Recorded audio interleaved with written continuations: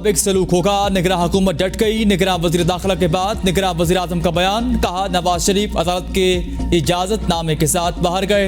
निगरां वजीर आजम अनवरुल्लाह काकड़ की press conference. कहा नवाज शरीफ की वापसी में बहुत सारे कानूनी पहलू मौजूद हैं। इस हवाले से वजारत कानून से राय लेंगे। हम जो कुछ भी करेंगे कानून के मुताबिक होगा।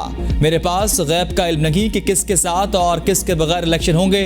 मेरे आधे जुमले को पेश करके लीड स्टोरी बना दी जाती है। अगर कानून चेयरमैन पीटीआई को इलेक्शन में हिस्सा लेने की इजाजत देगा तो वो हिस्सा लेंगे। इसमें निगरां हुकूमत का कोई मामला मौजूद नहीं। निगरां हुकूमत अपना काम आईन और कानून के दायरे में रहकर ही कर रही।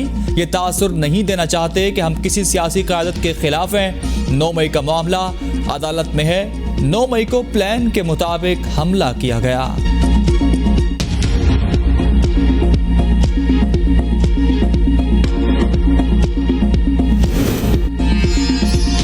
पीटीआई के बगैर इलेक्शन की अहमियत न होने के बराबर। शफाफ इलेक्शन ही मुल्क के मसाइल का हल है। शाह महमूद कुरैशी की सहाफ़ियों से गैर रस्मी गुफ्तगू। कहा नीयत और दामन साफ है। मैं बेकसूर हूँ। अल्लाह जब चाहे दिल बदल सकता है। वो जब चाहे फैसले भी पलट सकता है।